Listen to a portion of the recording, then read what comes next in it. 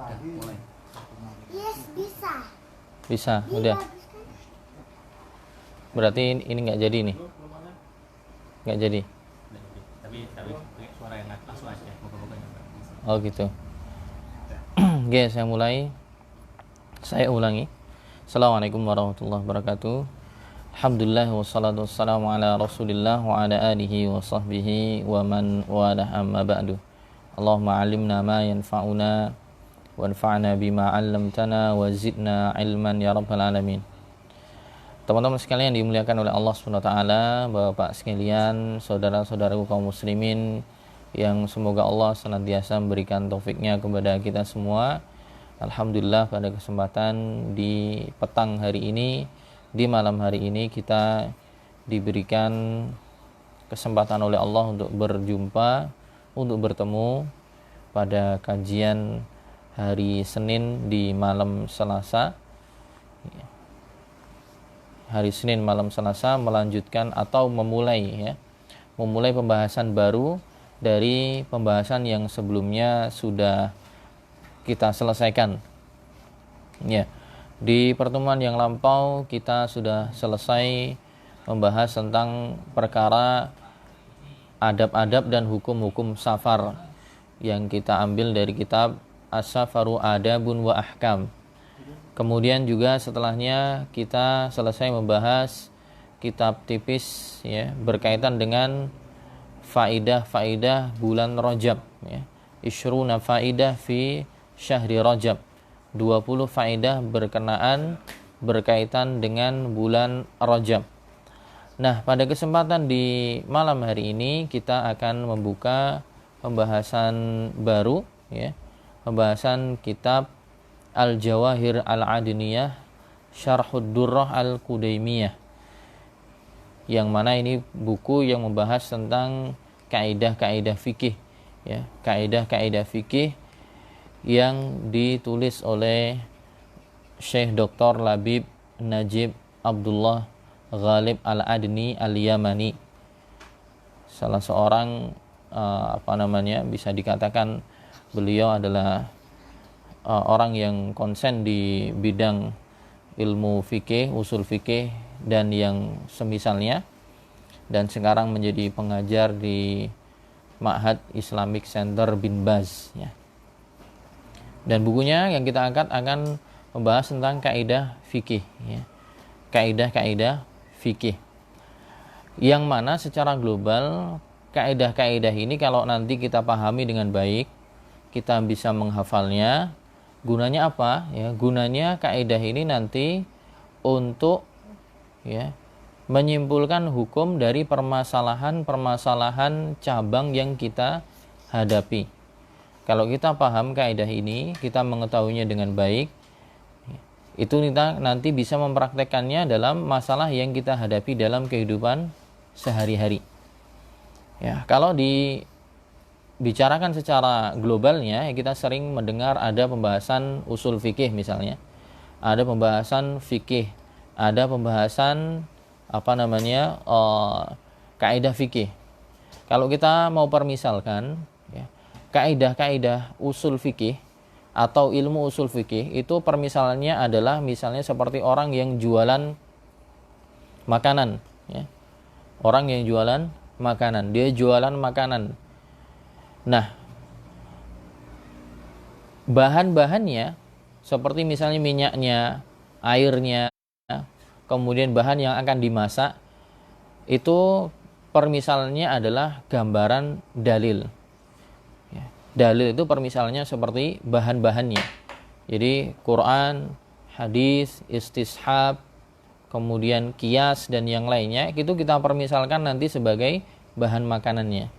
Entah bumbunya, entah airnya, entah kemudian bahan makanan yang lain. Itu kita permisalkan bahan makanan ini sebagai dalilnya, yaitu Quran, hadis dan yang lainnya. Nah, setelah kita punya dalilnya dari Quran, dari hadis, dari qiyas, dari ijma' para ulama, nanti kemudian bahan-bahan ini diolah, diolah di satu wajan atau di satu panci, kemudian diolah dengan tata cara masak tertentu, di mana tata cara masak ini butuh keahlian. Nah, keahlian dalam mengolah bahan makanan ini memakai ilmu yang namanya ilmu usul fikih. Ya. Dan orang yang mengolah itu dia adalah seorang ulama mujtahid. Jadi ibaratnya gitu, seorang mujtahid, seorang ulama, dia mengambil bahannya dari Quran, hadis, ya, dari dalil yang lain, kemudian dia olah. Cara mengolahnya itu dengan ilmu yang namanya ilmu usul fikih. Kemudian setelah diolah nanti akan jadi. Ya, jadi misalnya masakannya tumis, ya, masakan gorengan. Yang gorengan juga ragamnya macam-macam, yang tumis juga macam-macam, yang rebus juga macam-macam. Hasil dari olahan ini namanya fikih.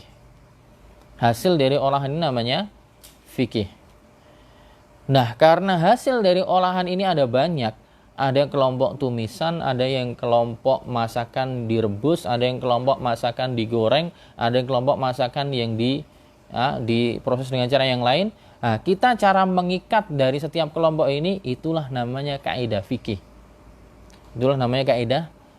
Jadi kaidah fikih itu dia adalah kaidah yang mengikat nanti banyak cabang-cabang masalah. Sehingga biar tidak berterbaran kemana-mana, susah kita cari hukumnya, setiap ini hukumnya apa. Dengan tahu kaidah ini, kita nanti akan bisa menerapkannya dalam banyak hal permasalahan, sehingga kita ya bisa menyimpulkan nih hukumnya apa gitu. Dan nanti salah satu kelebihan kita mempelajari kaidah fikih adalah dia tidak harus seorang mujtahid, tidak harus orang ulama yang ilmunya tinggi baru mempraktekkan kaidah ini, tidak. Bahkan orang yang tidak mencapai derajat ijtihad pun, jika dia memahami dengan baik kaidah ini, dia nanti juga bisa menyimpulkan hukum dengan kaidah ini pada masalah yang dia hadapi. Jadi secara global, ya, kalau kita berbicara tentang yang sering kita dengar ilmu fikih, usul fikih, kaidah fikih, seperti apa? Gambarnya tadi, ya. Dalil-dalil itu, ya, dalil-dalil dari suatu masalah diambil dari Quran, hadis, ijma, qiyas, istishab, istihsan, masalih mursalah dan yang lainnya, itu kita ibaratkan sebagai bahan makanan. Nah, kemudian orang yang mengolah dialah ulama, mujtahid. Tata cara mengolahnya itulah ilmu usul fikih, karena dengan ilmu usul fikih dengannya seorang alim bisa menyimpulkan hukum dari masalah yang dia hadapi. Setelah kemudian disimpulkan hukumnya, ya, hasilnya itulah masakan-masakan itu namanya fikih. Tapi masakannya kan macam-macam, ada yang gorengan, ada yang tumisan, ada yang rebus, ada yang bakar dan seterusnya. Nah, tata cara kita biar tidak acak-acakan, diikat itu masing-masing hasilnya. Ya, mengikatnya itulah, talinya itu namanya kaidah fikih. Nah, kalau kita sudah tahu kaidah fikihnya, ikatannya ini enak. Oh, punya ikatannya ini, oh itu kelompok, masalah ini kelompok masuk kaidah yang ini, masalah ini kelompok masuk kaidah yang ini. Makanya ini adalah ilmu yang termasuk ilmu yang penting, yang mulia, punya kedudukan yang tinggi. Makanya disebutkan salah satunya Al-Hafidh Al-Ala'i rahimahullah ta'ala, beliau mengatakan min ahsani ma yu'anihi al-faqih al-mutafannin wan nabih al-muhsin ma'rifatul qawaidil kulliyah. Termasuk dari hal yang bisa menolong, hal yang bisa membantu seorang yang faqih, orang yang ahli fikih dalam nanti menyimpulkan hasil atau menyimpulkan hukum dari masalah yang dia hadapi adalah ma'rifatul qawaidil kulliyah, yaitu dengan dia mengenal dan mengetahui kaidah-kaidah kulliyah, ya, kaidah-kaidah mencakup banyak hal, mencakup keseluruhan hal, wal maqasidil mar'iyah wa ma yatakharraju minal furu'i 'alaiha, ya, wa yarji'u minasyawaridil mufarriqah ilaiha. Jadi dengan mengetahui kaidah-kaidah kulliyah, maksudnya di sini adalah kaidah-kaidah fikih yang dengannya nanti bisa dipraktekkan pada cabang-cabang permasalahan yang akhirnya ya bisa mengumpulkan masalah-masalah yang pencar-pencar tadi, pisah-pisah, dikumpulkan di tali jadi satu, sehingga kita bisa tahu hukumnya. Ya, dan ini sebenarnya buku pemula sekali ya, buku pemula sekali. Mungkin awal-awal kita di Muqaddimah agak berat ya, bagi yang mungkin sebelumnya belum pernah belajar, akan agak berat memahami, tapi nanti kalau sudah masuk kepada pembahasan setiap masing-masing kaidahnya, insya Allah akan lebih ringan dan lebih mudah dan akan paham maksudnya seperti apa. Ya, jadi ceritanya di sini Syekh Labib Najib, ya, beliau ingin menghadirkan satu kaidah-kaidah fikih yang dikumpulkan dalam satu buku yang tidak terlalu tidak terlalu berat, tapi juga tidak terlalu sedikit. Ya. Dari apa yang beliau cari, terkhusus dalam mazhab Syafi'i, tidak beliau dapati. Rata-rata buku tebal-tebal. Akhirnya beliau mengumpulkan beberapa kaidah fikih yang beliau ambil dari beberapa buku yang tidak terlalu banyak, kemudian beliau kirimkan kepada kawannya, namanya kepada kawan beliau namanya Dr. Ali Ibn Ismail Al-Qudaimi, sesama dari Yaman. Kemudian dari kaidah-kaidah fikih ini sama temannya Syekh Ali Al-Qudaimi dibuat nazam, dibuat syair, bait-bait syair yang mengumpulkan semua kaidah ini.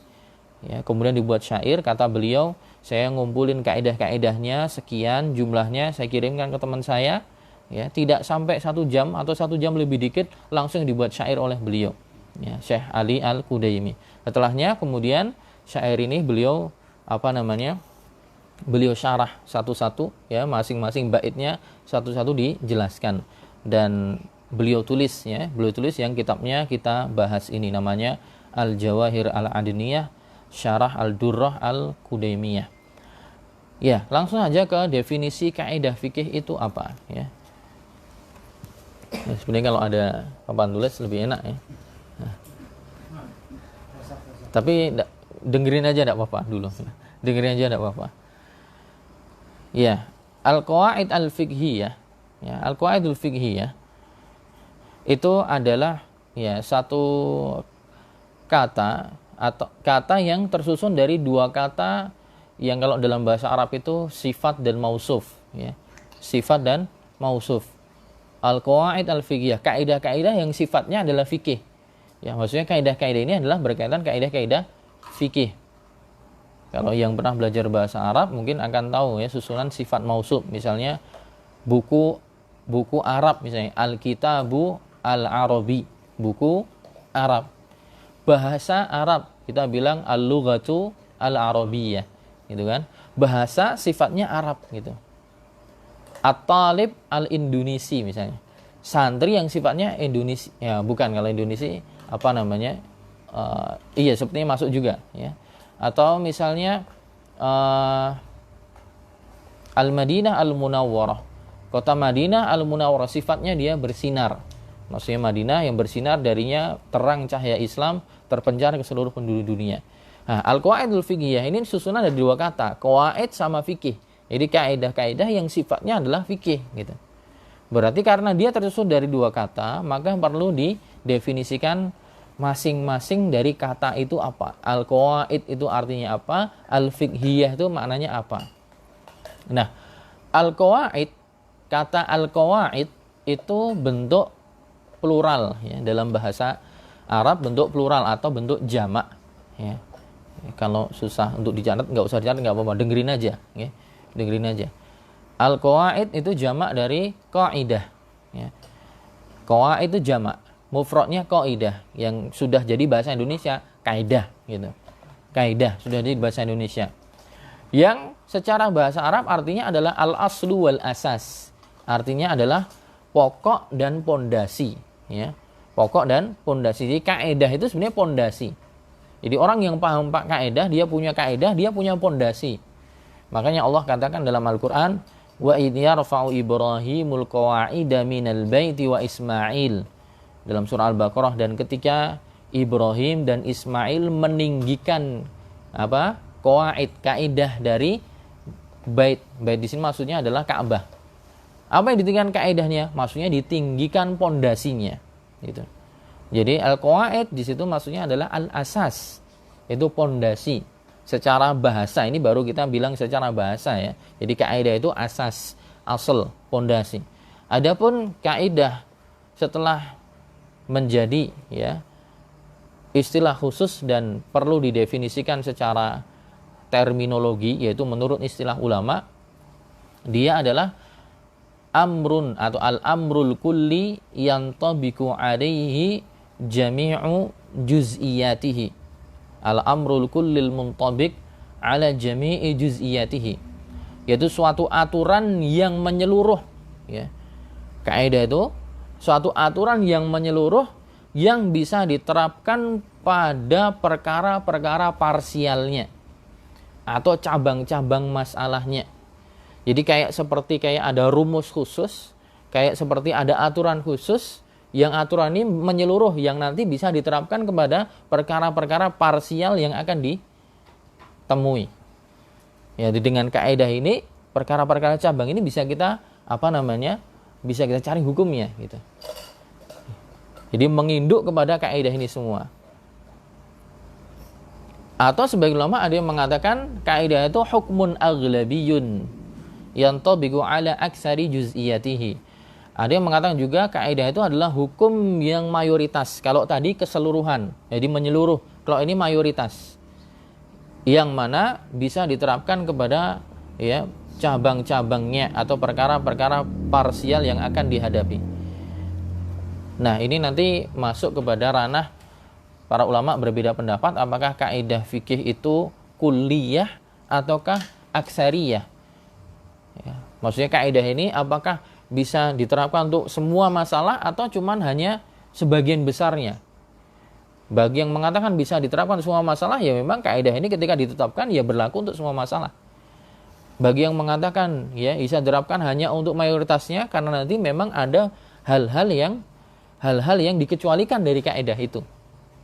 Nah, sekali lagi ini mungkin masih agak gambarannya agak susah ya karena masih masuk ranah teori ya. Nanti kalau udah praktek akan paham. Insyaallah. Nah, itu baru kita bahas definisi kaidah gitu. Nah, kita sekarang definisi fikih. Fikih itu apa sih? Kita sering dengar, kita belajar fikih. Kita belajar fikih pakai buku fikih. Fikih itu apa? Fikih itu secara bahasa artinya al-fahmu. Al-fiqhu maknanya adalah al-fahmu, yaitu pemahaman secara bahasa. Adapun secara istilah yang sudah dipakai oleh para ulama, ya, ulama fikih mendefinisikan fikih itu bukan hanya sekedar pemahaman saja akhirnya. Jadi apa? Ma'rifatul ahkami asy-syar'iyyatil amaliyah al-muktasabah min adillatiha at-tafsiliyah. Fikih adalah mengetahui hukum-hukum syar'i yang terapan, yang mana pengetahuan ini didapatkan dari dalil-dalilnya secara terperinci. Jadi fikih, orang yang dikatakan dia faqih, berarti dia mengetahui hukum-hukum syar'i, ya, hukum-hukum syar'i dalam banyak masalah, yang hukum syar'inya berkenaan dengan terapan, perkara-perkara terapan. Perkara terapan itu amal, pekerjaan gitu. Bukan berkaitan dengan perkara keyakinan. Soalnya kalau berkaitan dengan hukum-hukum syar'i dengan masalah keyakinan itu nanti pembahasannya perkara akidah. Dan masalah i'tiqad, masalah ideologi, keyakinan itu berkaitan dengan masalah akidah. Maka dia nggak masuk pembahasan dalam masalah fikih. Kalau masalah fikih itu yang dibahas adalah perkara-perkara terapan. Ya haji, ya umroh, ya sholat, ya jihad, ya zakat. Itu kan terapan semua, praktek gitu.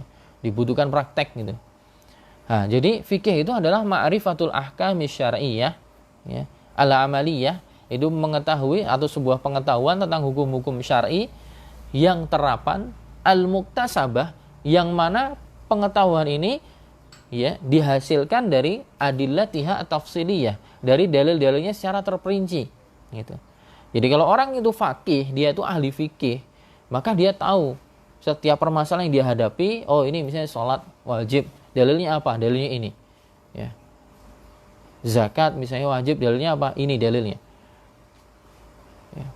Hukum bertransaksi nanti yang haram itu ada ribanya, ada ghorornya. Dalilnya apa? Gitu. Dari riba nanti terbagi apa? Dalilnya gimana? Ada dalilnya. Nah, ini orang yang seperti ini namanya faqih. Dia mengetahui hukum syar'i yang terapan, tapi dengan itu dia mengetahuinya dihasilkan dari dalil-dalilnya secara terperinci. Itu namanya fikih. Kalau usul fikih, dalilnya nggak terperinci, dalil global aja. Karena usul fikih itu nanti berkaitan dengan ilmu alat untuk menyimpulkan hukum dari dalil. Nah, saya ulangi, kaidah tadi, itu maknanya secara istilah adalah al-amru al-kulli al-muntabiq ala jami'i juz'iyatihi, yaitu suatu aturan yang menyeluruh ya, bukan mayoritas. Ini menurut yang mengatakan menyeluruh, yang bisa diterapkan kepada perkara-perkara parsialnya. Adapun fikih adalah pengetahuan tentang hukum-hukum syar'i yang terapan yang dihasilkan, pengetahuan ini dihasilkan dari dalil-dalil secara terperinci. Nah, ini kita baru tahu definisi masing-masing kata, belum ketika sudah digabung. Nah, ketika sudah digabung menjadi al-qawaid al-fiqhiyah atau kaidah fikih, kemudian definisinya apa? Di sini Syekh Labib mengatakan definisinya adalah al-qadaya al-kulliyah al-fiqhiyah, al-qadaya al-fiqhiyah atau al-qadaya al-kulliyah al-fiqhiyah allati yuta'arrafu minha ahkamu juz'iyatin mawdu'uha min abwabin muta'addidah. Jadi kaidah fikih artinya beliau menyimpulkan adalah qadaya, yaitu aturan-aturan yang menyeluruh, aturan-aturan fikih yang menyeluruh. Jadi di sini beliau sepertinya lebih berpendapat bahwa kaidah fikih itu menyeluruh, bukan mayoritas, tapi bisa dipraktekkan, bisa diaplikasikan secara menyeluruh, ya, bukan hanya pada mayoritas masalah saja. Jadi aturan-aturan yang menyeluruh, aturan-aturan fikih yang menyeluruh, allati yuta'arrafu minha, yang dengannya kita bisa mengenal ahkamu juz'iyat, yang dengannya kita bisa mengenal hukum-hukum parsial, hukum-hukum masalah-masalah cabang gitu. Jadi ini aturan-aturan ini ya, dia aturan yang menyeluruh, yang dengan kita memakai aturan ini ya, atau memakai hukum yang menyeluruh ini, kita bisa mengenal ya masalah-masalah cabang hukumnya apa gitu. Gampangnya gitu. Kayak kita punya rumus, dengan rumus ini kalau nanti menghadapi masalah yang seperti ini, maka hukumnya nanti begini gitu. Ya. Itu kurang lebih ya, maudhu'uha min abwabin muta'addidah, dan temanya nanti ya kaidah fikih itu dia bisa masuk pada bab-bab yang sangat banyak ya, bab-bab yang sangat banyak. Makanya nanti misalnya salah satu kaidah al-yaqinu la yazulu bisyak, misalnya al-yaqinu la yazulu bisyak, salah satu kaidah kubro, sesuatu yang yakin tidak bisa dihilangkan dengan sesuatu yang ragu-ragu. Nah, langsung aja ke salah satu contohnya biar ada gambaran. Nah, ada kaidah al-yaqinu la yazulu bisyak, sesuatu yang yakin ya tidak bisa dihilangkan dengan sesuatu yang ragu-ragu. Nah, ini nanti bisa masuk dalam banyak bab, bisa masuk dalam bab thaharah, bisa masuk dalam bab salat, bisa masuk dalam bab makanan ya, bisa masuk dalam bab pengkafiran dan yang lainnya. Contohnya al-yaqinu la yazulu bisyak, misalnya sesuatu yang yakin tidak boleh dihilangkan dengan sesuatu yang ragu. Misalnya biasanya para ulama menyebutkan dalam masalah salat. Dalam masalah salat ya, ketika orang sudah masuk salat, maka yang yakin dari dia adalah dia sudah bersuci. Wong dia sekarang sudah di tengah salat, berarti dia yang yakin adalah dia sudah bersuci. Statusnya dia suci. Maka ketika kemudian di tengah salat dia ada keraguan, kok seperti buang angin, ya, seperti buang angin, atau ada keraguan kok tadi kayaknya belum sempurna wudunya dan yang lainnya, maka kita ambil yang yakin. Yang yakin adalah dia sudah suci. Buktinya apa? Dia sudah sampai masuk kepada sholat. Maka keraguan yang datang tadi dihilangkan semuanya. Juga misalnya ada rasa di di belakang kok seperti buang angin, tapi cuman masih ragu-ragu, belum pasti. Maka kita ambil hukum yang pasti, yaitu dia masih suci. Dan dia baru dikatakan batal sampai kalau dia juga mendapati hal yang yakin yang serupa. Contohnya apa? Ya contohnya dia mendengar suara, ya, kentutnya bunyi. Nah, ini sudah yakin berarti. Atau baunya keluar dan dia bisa mencium baunya, berarti udah yakin. Nah, kalau sudah yakin seperti ini, ada suara yang keluar, ada bau yang bisa dicium, barulah dia katakan dia batal. Tapi selagi baunya tidak dia cium, ya, suara tidak keluar, dia juga tidak merasakan secara pasti, hanya seakan-akan seperti. Nah, ini berarti keraguan. Ketika keraguan maka dihilangkan. Itu salah satu masalah penerapan kaidah ini dalam masalah sholat. Nanti juga ada dalam masalah puasa gitu. dalam masalah puasa, orang yang sudah berpuasa ya di tengah siang hari ya bulan Ramadan, kemudian dia tidur gitu kan. Dia tidur.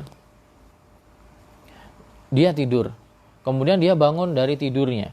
Kok kondisinya sepertinya gelap. Ya. Sepertinya kondisinya gelap. Dia berpikir bahwa apa? Bahwa ini sudah masuk maghrib sehingga boleh bagi dia untuk berbuka puasa. Nah, anggapan dia ini sudah masuk maghrib, ini sebenarnya keraguan. Misalnya kemudian dia makan, ya, kemudian dia buka rumah ternyata itu gelapnya itu cuma karena mendung. Setelah dia lihat ternyata masih jam 5.30 misalnya. Gelapnya itu karena mendung.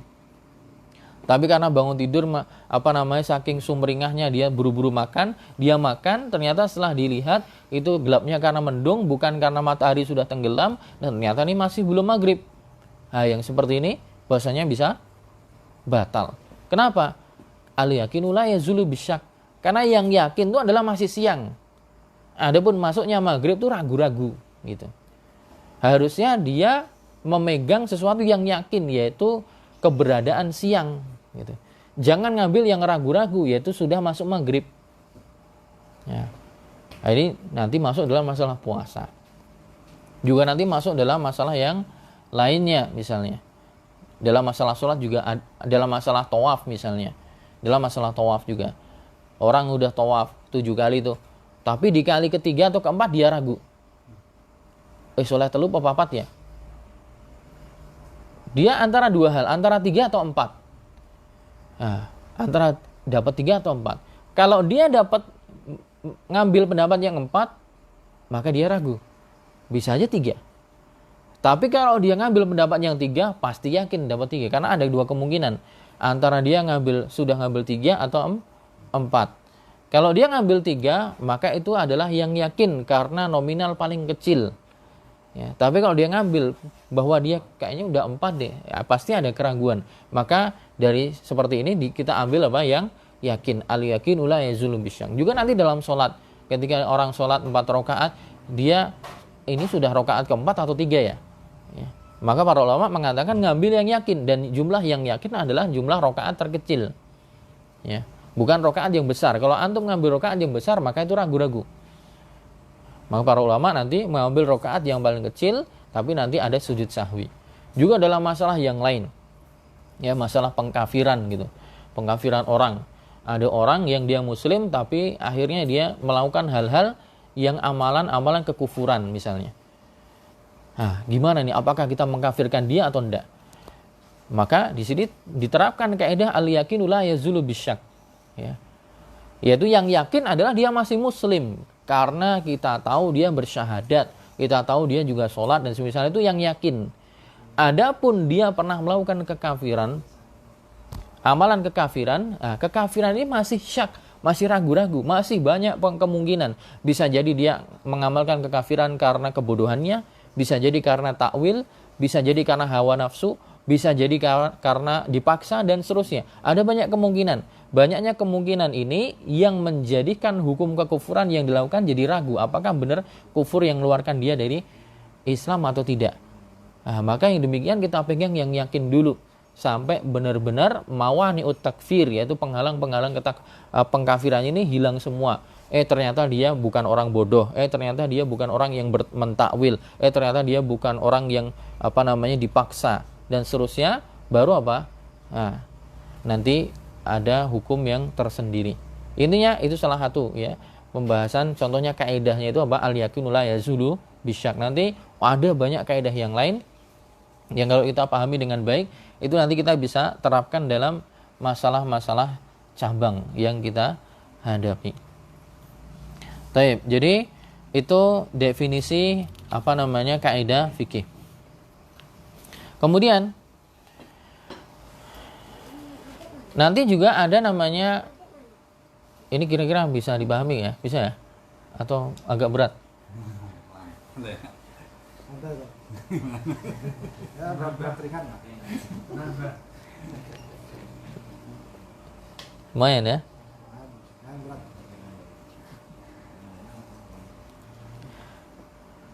Iya. Kemudian Perlu tak sampaikan nggak ya ini? Apa Ustaz? Gak apa ya? Ya,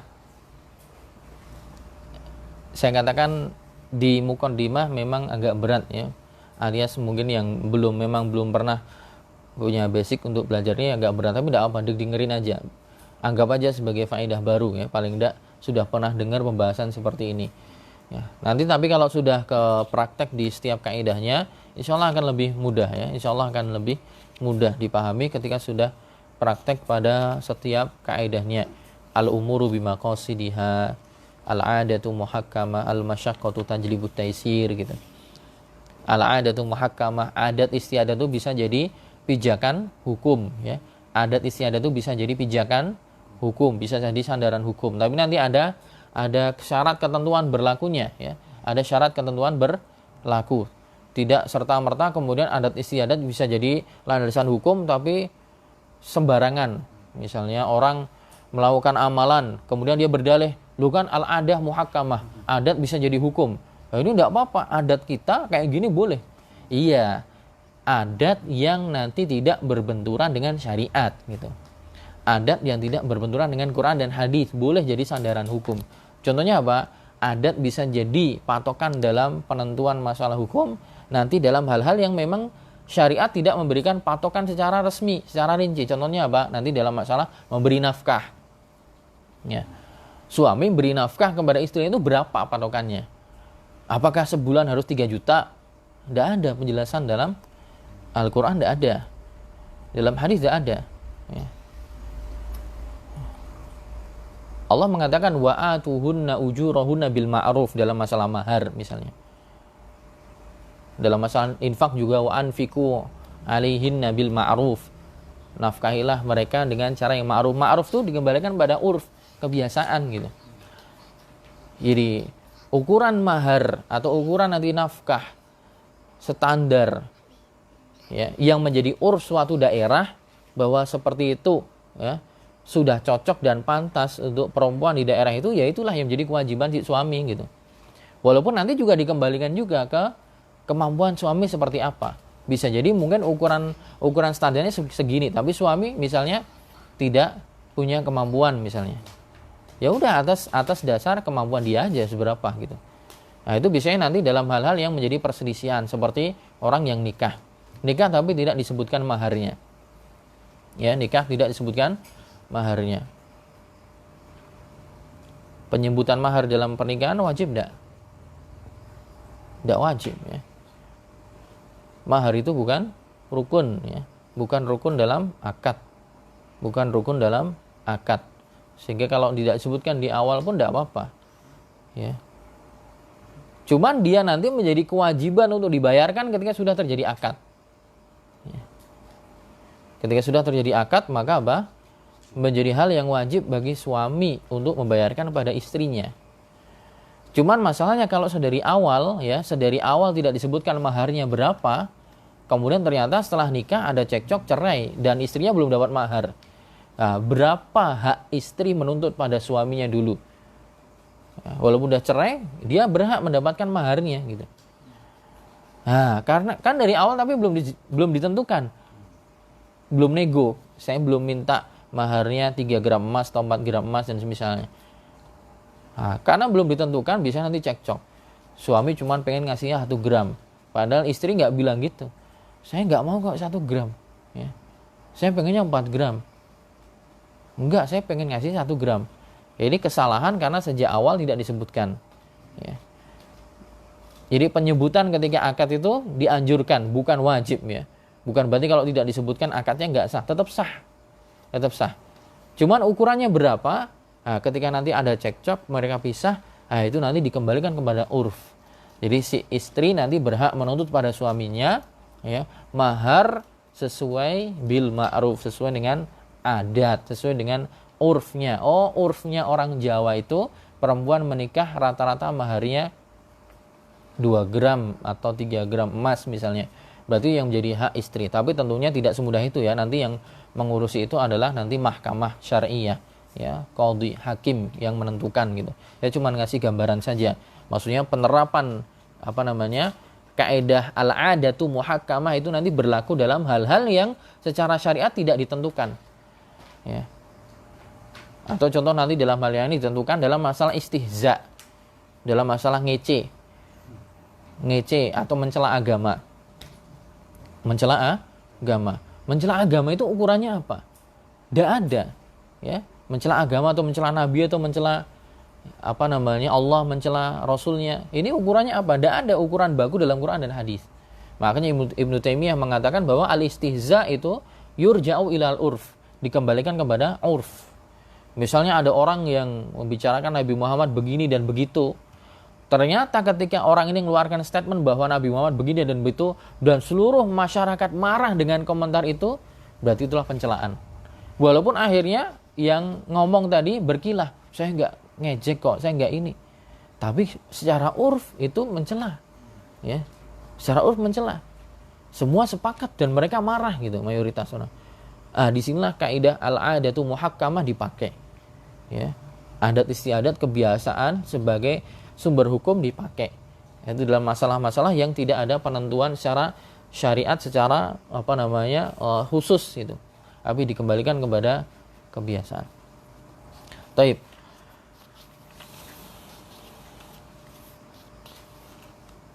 Ya, sekarang kita sedikit membahas perbedaan, ya, perbedaan antara, jadi ada 3, ada namanya kaidah usul fikih, kaidah fikih, sama yang ketiga ad-dhabit al-fiqhi, dhabit fikih.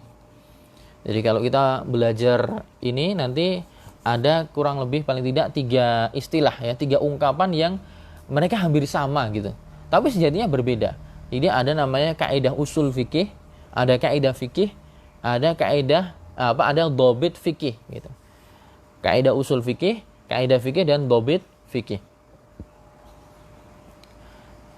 Ya, salah satunya tujuannya kenapa kita ngangkat tema ini apa? Biar kita juga mawas diri gitu. Bahwa belajar agama itu berat gitu. Untuk menyimpulkan hukum, ya, ada masalah nyimpulkan hukum, ada masalah kita bisa bilang ini halal, ini haram, itu bukan perkara sepele gitu. Jadi ulama yang kemudian membahas satu masalah, kemudian menyimpulkan hukumnya ini, hukumnya itu bukan sekedar orang yang ngaji sepekan sekali kemudian bisa jawab masalah ini gitu. Mereka bergelut ngafal Quran, ngafal hadis, belajar bahasa Arab, kemudian berkutat dengan yang seperti ini, ya. Kaidah-kaidah dan manhaj yang dibawakan oleh para ulama tentang bagaimana cara menyimpulkan hukum, mereka sudah kenyang semua ini. Bahkan ini tingkat dasar, ya. Ada yang buku kaidah fikih yang lain yang tebalnya bisa berjilid-jilid, mereka lahap itu semua. Nah, jadi di sini kita bisa apa? Bisa kemudian membayangkan bahwa kita tuh belum apa-apa gitu. Ketika belum apa-apa, ya jangan bermudah-mudahan ngomong ini gitu. Ini saja belum lulus gitu. Belajar bentar udah puyeng, gitu kan? Ini mengajari kita untuk mawas diri gitu, untuk mawas diri. Ya termasuk saya pribadi, ya. Saya pribadi juga masih banyak kekurangan dan butuh banyak belajar. Ya paling tidak kita bisa menempuh jalannya ulama itu gimana sih mereka bisa nanti bisa menyimpulkan hukum. Taib. Kaidah fikih, kaidah usul fikih, dhabit fikih itu bedanya apa? Nah, pertama berkaitan dengan bedanya kaidah fikih dengan kaidah usul fikih. Ya. Pertama dari sisi keterkaitannya. Dari sisi keterkaitannya. Kalau kaidah usul fikih itu keterkaitannya adalah dengan dalil. Kaidah usul fikih itu keterkaitannya dia dipraktekkan pada dalil. Kalau kaidah fikih itu dipraktekannya kepada perbuatan manusia. Saya ulangi. Perbedaan kaidah usul fikih dengan kaidah fikih pertama ditinjau dari sisi keterkaitannya. Kalau kaidah fikih itu pemberlakuannya pada perbuatan dan perilaku mukallaf atau perbuatan dan perilaku manusia. Gitu. Tapi kalau kaidah usul fikih itu penerapannya pada dalil. Jadi misalnya kaidah fikih al-amru yufidul wujub. Perintah itu memberikan makna sesuatu yang diperintahkan itu wajib. Nah, gimana kita mempraktekkan kaidah ini? Perintah itu menunjukkan bahwa sesuatu yang diperintahkan itu wajib. Nah, kita praktekkannya ini bukan kepada perbuatan manusia, tapi pada dalil.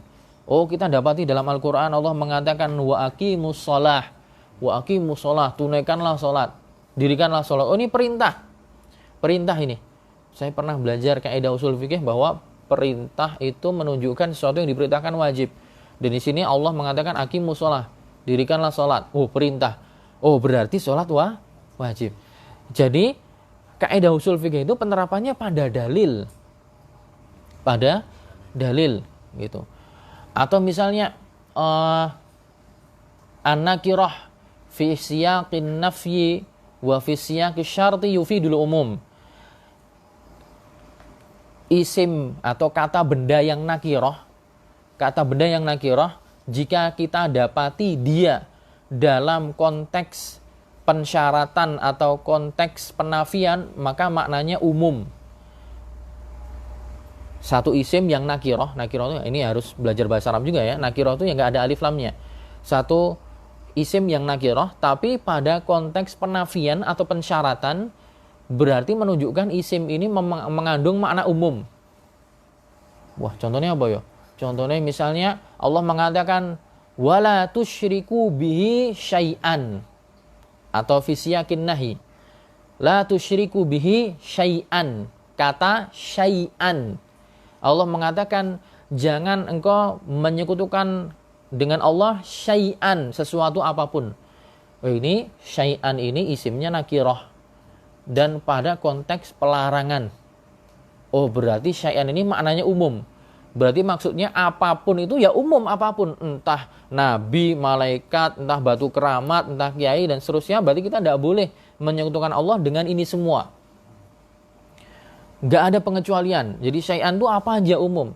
Jadi berarti kita tidak boleh menyekutukan Allah walaupun dengan menyekutukan Allah walaupun dengan malaikat paling mulia, walaupun dengan nabi paling mulia, tidak boleh. Ya, berarti kita minta ya harus sama Allah aja. Nggak boleh sama malaikat, walaupun itu malaikat Jibril. Minta ya harus sama Allah aja. Jangan berbuat syirik, walaupun itu kita syiriknya kepada Nabi. Dia sebaik-baik manusia. Nggak boleh. Kenapa? Karena syai'an ini isim nakirah pada konteks larangan gitu. Contoh yang lain misalnya, isim nakirah ya pada konteks penafian misalnya. Rasulullah SAW mengatakan ya la salata illa bifatihatil kitab. Rasul mengatakan la salata illa bifatihatil kitab. Tidak ada salat kecuali harus dengan Al-Fatihah. Maksudnya di sini la salata sahihah. Tidak ada salat yang sah kecuali harus dengan baca surat Al-Fatihah. Di sini Rasul mengatakan la salata. Salata di sini nakirah, nggak ada alif lamnya. Dan dia pada konteks penafian. Nabi mengatakan tidak ada sholat. Oh, berarti di sini sholatnya ini maknanya umum. Umum maksudnya gimana? Berarti mencakup banyak sholat. Entah sholat wajib, entah sholat sunnah, entah sholat qobliyah, ba'diyah, ya. Entah sholat rawatib, entah sholat taraweh, entah sholat witir. Berarti semua sholat secara umum kalau tidak ada Al-Fatihahnya maka tidak sah. Ya. Ini apa? Perbedaan yang pertama antara kaidah fikih dengan kaidah usul fikih. Kalau kaidah usul fikih itu kita menerapkannya itu pada dalil gitu. Tapi kalau ada kaidah fikih penerapannya pada pekerjaan dan amalan manusia. Seperti tadi, al-yaqinu la yazulu bisyak diterapkan pada perbuatan manusia. Pas sholat, lupa rakaatnya, pas sholat ragu kentut atau tidak, pas menghukumi orang kafir atau tidak, pas orang puasa. Ini perbuatan manusia. Sisi pertama. Masih kuat ini? Sampai jam 10 ya? Ya. Yang kedua, perbedaan kaidah usul fikih dengan kaidah fikih dari sisi buah ya, dari sisi buahnya atau salah satu hasil dari yang lainnya. Ini yang mana? Apakah kaidah usul fikih itu hasil dari kaidah fikih ataukah sebaliknya kaidah fikih itu hasil dari kaidah usul fikih? Mana yang menjadi buah dari yang lain? Itu perbedaan dari sisi ini. Maka dikatakan bahwa kaidah fikih ya itu adalah buah dari usul fikih gitu. Karena tadi kembali ke permisalan orang masak tadi. Ya. Orang masak tadi dia punya dalil. Dalilnya ini permisalannya seperti bahan makanan. Ya. Berasnya, sayurnya, bumbunya itu seperti Quran, hadis, ya, ijma, qiyas, istishab. qaulus sahabi dan seterusnya. Ini bahan-bahannya. Kemudian diolah. Yang olah siapa? Mujtahid, ulama. Ngolahnya nggak sembarangan, harus ada ilmunya. Nah, ilmunya ini, cara ngolahnya inilah namanya usul fikih. Nah, berarti usul fikih dulu yang keluar. Setelah usul fikih kemudian matang, jadilah fikih, yaitu hukumnya. Setelah fikihnya matang, hasilnya matang, tapi fikihnya macam-macam karena ini dia jualnya macam-macam, jualnya nasi orek, nasi sayur ini, ayam bakar, nasinya macam-macam. Nah, yang macam-macam ini dikelompokkan, diikat, namanya usul kaidah fikih. Nah, berarti kalau ditinjau dari sisi saat yang ini buah dari yang lain, maka perbedaannya apa? Bahwa kesannya seperti usul fikih itu seperti pohonnya. Dan kaidah fikih itu adalah buahnya. Juga perbedaan yang lain dari sisi keberadaannya. Dari sisi keberadaannya adalah usul fikih datang lebih dulu. Usul fikih datang lebih dulu, baru nanti kaidah fikih. Kemudian juga dari sisi yang lain, ya. Nah, dari sisi mustafid ini, mustafid itu orang yang mempraktekkan kaidah ini. Ya. Siapa sih orang yang berhak mempraktekkan dan yang punya kemampuan untuk mengolah kaidah usul fikih? Siapa sih orang yang berhak dan punya kemampuan mengolah kaidah fikih? Nah, ini dijawab di sini. Sisi perbedaannya, al-qawaidul fiqhiyah yastafidu minhal mujtahid wa ghairuhu. Kalau kaidah fikih itu yang mengolahnya boleh mujtahid, tapi boleh juga yang selainnya, bukan mujtahid. Jadi yang mempraktekkan kaidah fikih ini tidak harus orang yang mencapai derajat ijtihad. Orang yang levelnya di bawah itu pun dia boleh mempraktekannya. Gitu. Berbeda dengan kaidah usul fikih. Kalau kaidah usul fikih yang mempraktekkan hanya mujtahid, ya, yaitu orang yang sudah mencapai derajat ijtihad, yang dengannya dia bisa menyimpulkan hukum sendiri dengan melihat dalil dari Quran dan hadis.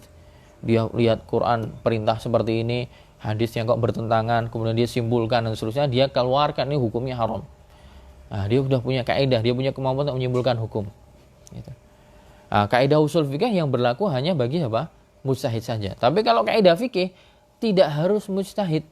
Orang yang levelnya belum mujtahid pun dia bisa mempraktekkannya. Ya seperti tadi, kalau kita misalnya ditanya tuh, ya, masalah tadi orang yang ragu wudunya gimana, tawafnya gimana, sudah dapat 3 atau 4 sih, ya. Atau orang yang ragu, saya sudah ngeluar kata talak, cerai sama istri, udah keluar belum sih? Gak usah bingung. Yang yakin adalah belum keluar. Ya, kecuali ada bukti real. Ada saksi bilang kamu kemarin udah bilang cerai. Ada rekaman bilang kamu tadi udah bilang cerai misalnya. Tapi kalau masih ragu-ragu, ya, juga dalam niat juga ragu-ragu, maka yang ragu-ragu itu dihilangkan. Gitu. Jadi masuk dalam banyak hal nanti kaidah itu. Ya. Aku lali mau saja nih sholat maghrib atau burung kah? Ya. Kalau lupa apakah sholat maghrib sudah sholat maghrib atau belum, maka yang yakin apa? Belum sholat. Kalau kita kemudian ngambil pendapat yang udah sholat, ragu lagi, kayaknya belum ya. Tapi kalau kita ngambil pendapat yang belum sholat, maka itulah yang yakin. Kita segera sholat. Ya. Kalau kita sudah sholat, udah yakin dong udah sholat. Tapi kalau tadi masih ragu, ayo sholat belum sih, kayaknya mau aku turu. Kayaknya aku mau ngirim nang stasiun. Misalnya kan. Ayo ragu. Tapi kayak wes. Tapi kayak urung. Nah, di sini ragu. Kalau kita ngambil pendapat yang kita sudah sholat, ragu. Tapi kalau kita mengambil pendapat yang belum sholat, itulah yang yakin. Ya. Maka kita ambil yang yakin, berarti kita belum sholat. Ya, berarti tanggungan syariat belum ditunaikan, kemudian kita sholat. Nah, yang demikian dipraktekkan, yang mempraktekkan tidak harus tanya mujtahid. Ya. Kita sendiri kalau sudah paham dengan baik kaidah itu tanpa harus tanya mujtahid sudah bisa mempraktekannya. Inilah kenapa saya mengangkat tema ini gitu. Karena tema ini nanti kalau kita pahami dengan baik, kita sendiri pun bisa mempraktekannya dengan sendirinya gitu.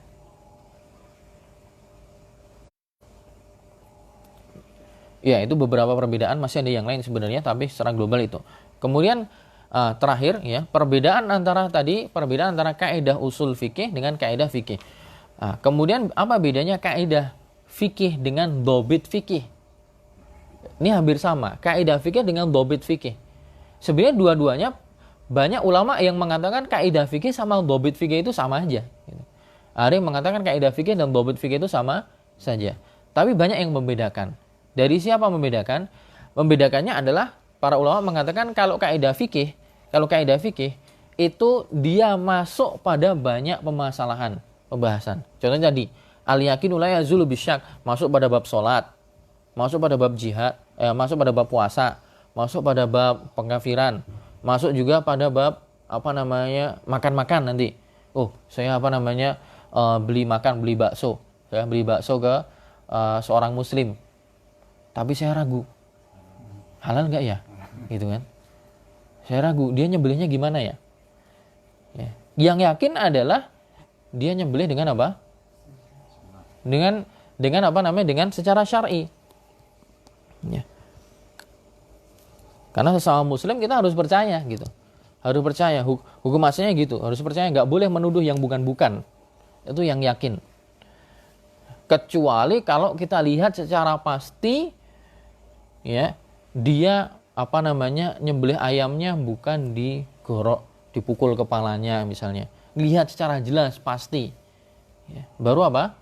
Baru kita nggak makan. Atau kita beli makanan di tempat yang jual Nasrani. Dan sepertinya dia punya anjing atau apa misalnya. Nah, gimana hukumnya makan di situ? Apakah najis?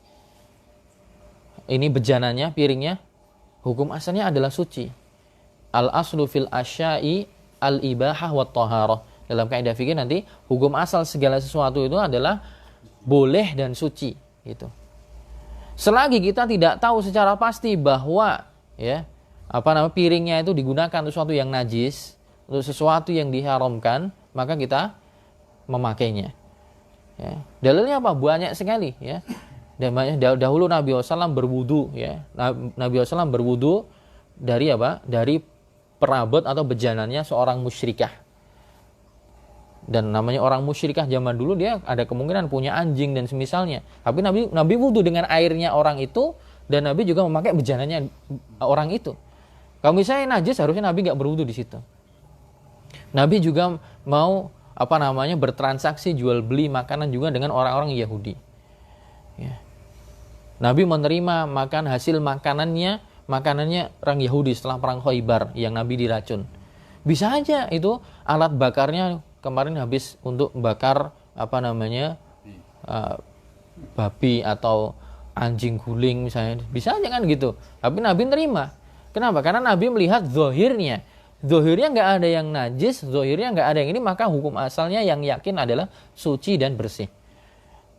Nah ini perbedaan antara kaidah fikih dengan dobit fikih. Kalau kaidah fikih kaidah ini bisa masuk di dalam banyak bab, makanan, sholat, puasa dan seterusnya, dia masuk dalam banyak bab. Tapi kalau dobit fikih biasanya dia masuk hanya pada satu bab saja, ya, satu bab atau dua bab saja. Contohnya misalnya dobit fikih kullu sahwin fahuwa sajdatan. Setiap yang lupa maka wajib 2 sujud. Ya. Dobit ini hanya berlaku pada masalah sholat aja. Kita sholat lupa maka wajib sujud 2 kali. Ini namanya dobit fikih. Atau misalnya dobit fikih majazabai'uhu jazarahnuhu. Setiap apa saja yang boleh untuk dijual maka boleh untuk digadaikan. Majazabai'uhu jazarahnuhu. Apa saja yang boleh untuk dijual boleh digadaikan. Ini juga cuman masuk dalam masalah bab gade atau bab jual beli. Tapi nggak masuk dalam pembahasan sholat gitu. Ya, atau contoh yang lainnya misalnya al-ma'u tahurun hatta taghayyara awsafuhu.